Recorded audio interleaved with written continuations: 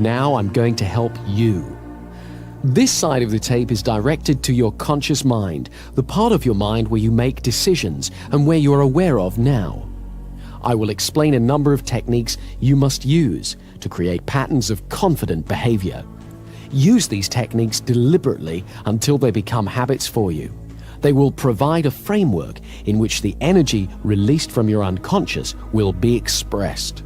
Your unconscious mind is all the memory, wisdom and perception that you're unaware of at any one time. It contains all your hidden potential and inner power. On the other side of this tape is a powerful hypnotic induction, which releases the power of the unconscious mind to give you strength and confidence. It will program your mind for success. You should listen to it only when you can relax safely and comfortably and ignore the outside world completely. Each of us is different.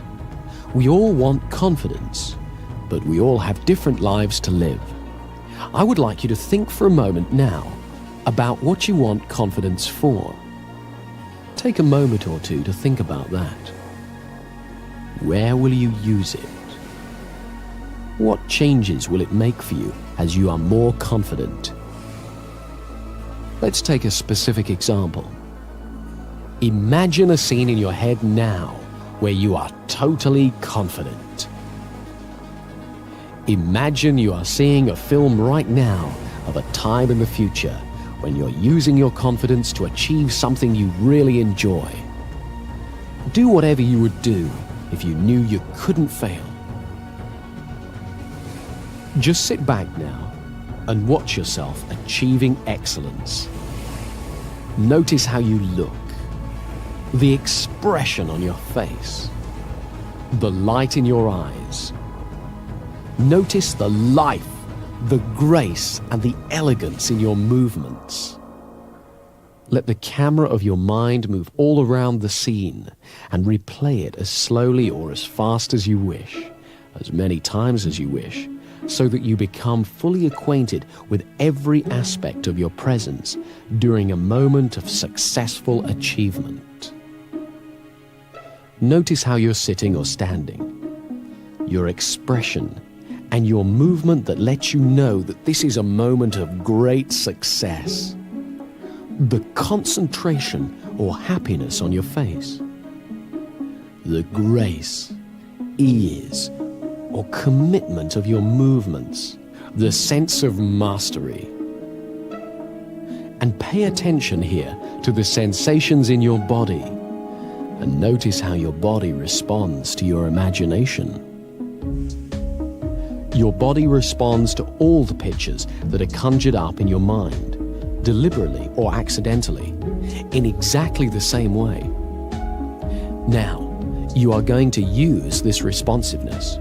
As you continue to visualize this time of confidence, and as you feel the pleasure and power of it, gently and precisely press together the finger and thumb of one hand. Doesn't matter which hand, just do it.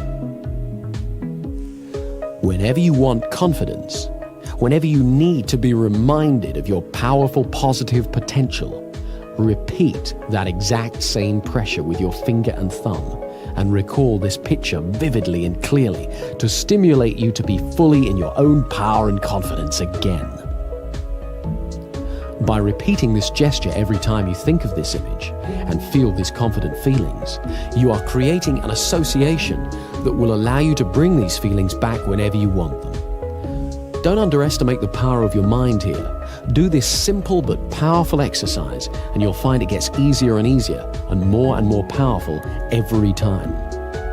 You see, the human mind works by association. When we've experienced two things together for a little while, one will automatically remind us of the other. This associational linking is very powerful. For example, I like traveling, so whenever I go to the airport, I feel that excitement, even if I'm just going to pick someone up. The rule is, repetition is the mother of success. So let's just repeat this mental visualization. Remind yourself of that picture of you being successful and confident. It doesn't matter if it's not very clear at first. Each time you do it, it'll improve. Home in on the part of it that makes you feel best. Magnify that part. Make it bigger, brighter, louder, bolder, brilliant, richer in your mind. Really feel it within you and around you. And when that confidence is at its peak, press your finger and thumb together again in exactly the same way as you did before. And say to yourself, I am confident. And then relax. You are making that finger and thumb pressure into a signal to your unconscious mind to call up that feeling of confidence and power within you. Practice this imagining for at least 3 weeks every day, and then whenever you feel challenged, you can repeat that exact same movement. Concentrate for a few moments and access your inner state of confidence. Do it 21 times in a row. Olympic athletes the world over have used exactly this technique to prepare to win their competitions. Now you can use it. You see, we're all born with confidence. Babies are confident. They cry and they expect to be fed. They explore and they have no fear. We all have the ability to regain the confidence we are born with. And one of the main things we have to do, which is ridiculously simple, is just to make room for confidence. People who've lost confidence feel fear, and so they often hurry to get past things or hang back and avoid them. They speak too little or too fast. And when they feel awkward because they're doing these things, they have a tendency to do them even more. To let ourselves feel confident, we need 2 simple qualities: patience and flexible thinking. A few years ago, I was giving a presentation at a conference. I was on a panel with 2 other speakers, and while they spoke, I was really enjoying relaxing and being a member of the audience. And so it came as a bit of a shock to me when I was called to speak. I went to the rostrum and looked out and saw a huge room full of people looking at me. All of a sudden, I felt my stomach tighten and my hands went clammy and started to tremble. I was very surprised because I'm used to appearing in public, so I wasn't expecting to feel anything like that. So what I did was nothing. I just stood there and I noticed my feelings. First of all, I noticed my breathing, and I got used to standing where I was. I thought for a moment about what I was going to say and how much I believed in it, and I accepted that my body was excited. I was excited. I didn't have to call it stage fright or lack of confidence. I was excited. And that added a spark to my presentation. Then, when I felt ready to speak, I began. Now, this was a fairly simple little incident, but it shows 3 things. Firstly, you never know when you're going to be surprised, because I had no idea I was going to feel anything like that when I stood up. Secondly, it reminded me of the value of patience. I simply took my time to notice what I felt and got used to it.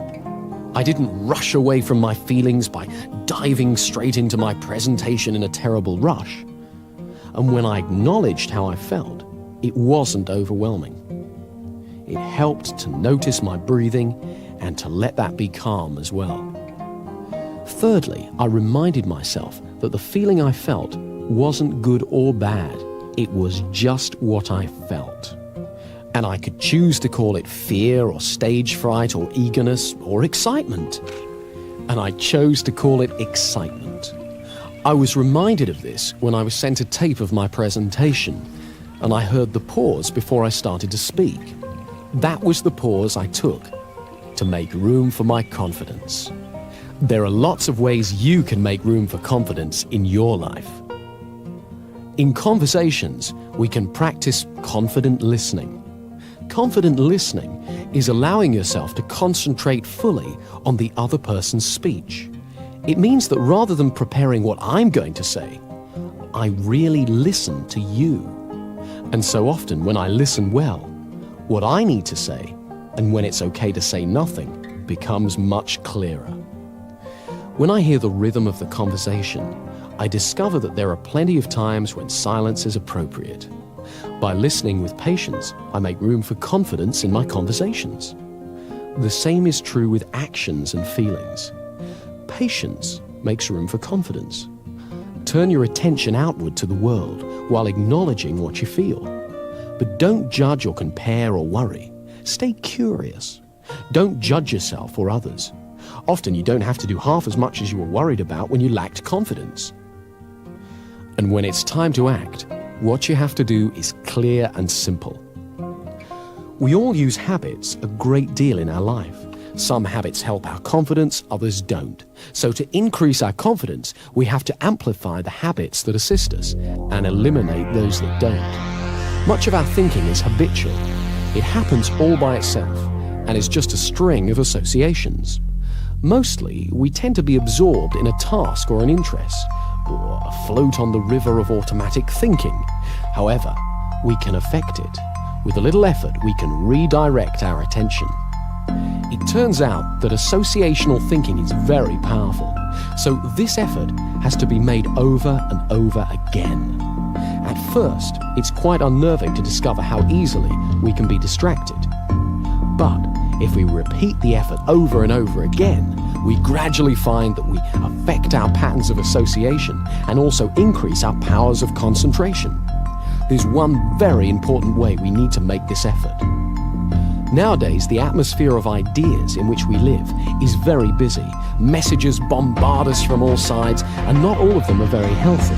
On television and radio, we're asked to buy far more than we can afford, and the news is always full of doom and disaster. To protect ourselves, we learn to ignore a great deal of it so that we're not overwhelmed. But unfortunately, we can also inadvertently ignore the beauty and blessings of life as well. So we must learn to be selective and to reinforce the positive, beautiful messages in our lives so that we nourish the positive and beautiful in ourselves. As we pay attention to the goodness in the outside world, we strengthen it within ourselves.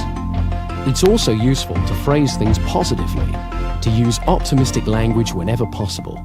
I don't mean that we should ignore difficulties or problems, but that we should always look towards the solution, not the negativity. If we use positive words to ourselves and others, we are more likely to receive positive words and messages from them. Try to avoid putting people down or putting yourself down. If you want, you can make a game of cleaning up your language. Do it by yourself or with a friend. Watch out for negative phrases like, I can't, or I shouldn't, or I'll never, or I'm just not very good, or starting sentences with but or no. Whenever you hear yourself or a friend use a phrase like that, stop and rephrase it in positive terms. For example, instead of I can't do such and such, use I can learn how to do such and such, or I haven't learned to do such and such yet. There's no fixed meaning in life except the meaning that we bring to it. So let's make your life brighter by looking at things that you've got going for you. Positive thinking becomes a self-fulfilling prophecy. Every time we pay attention to something, we energize its presence within us. If we pay attention to negative thoughts, we just make them stronger. So they crop up more and more often. But when we pay attention to positive thoughts, we strengthen them so that they return to our consciousness more and more often. Whatever you pay attention to returns to your awareness more and more frequently. So it's vitally important to acknowledge and concentrate on your successes, great and small, and what's really healthy and rewarding around you. Remember, you always get more of what you focus on in life. Here's a way of focusing that power. These questions direct your mind to what's positive in your life. So in order to answer them, you have to experience some of the good feelings that go with the answer. Every morning, ask yourself, what do I feel happiest about in my life? Who or what in my life makes me feel most loved? Who or what in my life makes me feel richest? And if you don't know the answers to these questions yet, ask yourself instead, what could I feel happiest about? Who or what in my life could make me feel richer, happier, or more confident? When you were a child, you may have seen a model railway in a shop window. The train would go round and round the window, across the front and into a tunnel, and then out of the tunnel on the other side, across the front of the window, back into the tunnel, and so on. The conscious mind is a bit like the window. We see the train of our thoughts when it crosses the front of the mind, but the train carries on out of sight and pulls whatever we've seen through the tunnel, the unconscious mind. If we put positive thoughts onto that train when we see it, when it's in our conscious mind, it will automatically take them into the unconscious mind again and again. So whenever you think of yourself, think of your successful self, and the automatic, incessant train of our thoughts will take that positive picture of yourself to your unconscious, and slowly but surely, your fundamental view of yourself will improve, and it will become natural to think of yourself as successful, competent, and confident. Another part of making room for confidence in our life is accepting that there is risk. This may sound odd at first. After all, we often wish that we had so much confidence that we could avoid risk. But confidence isn't knowledge. If we know we can do something, we don't need confidence. We can just do it. We only have confidence if we are not entirely sure, not 100% sure of success, and yet we still have a go. That's the essence of confidence. When there's no risk, there's only certainty. Confidence only comes when there's risk. So we must embrace the risk, recognize it, and realize that it has a place in your life. In fact, it is because of the risk that you can value your achievements, because you achieve them in the face of risk. This is why you can feel good about every step on your path to confidence. Each step is a risk, however small. And as you get used to having confidence, you will realize that you get used to having risks. Risks don't go away. We just learn that we can face it and deal with it. And as we do so, we become more powerful. We learn we can achieve our goals, and we become more confident. Let me show you one more thing that increases your confidence, and it's great fun as well. Think of somebody now with whom you don't feel confident. Imagine them walking in your front door. And imagine they've got a red clown's nose on their face and an orange wig on their head. Or shrink them so they're about 12 inches tall. And call to mind the way they talk. If, for example, it's an authoritarian sort of voice, "You stupid, useless person." Make them sound like Mickey Mouse. "You stupid, useless person." Oh, make them have a sexy voice. "You stupid, useless person." Really enjoy making them as ridiculous as you want and get used to this way of seeing them, even when you meet them face to face. You'll find it's great fun, and it really changes how you deal with them. It's very empowering and enjoyable to look forward to the success in our future, and the more we get used to it, the more it happens.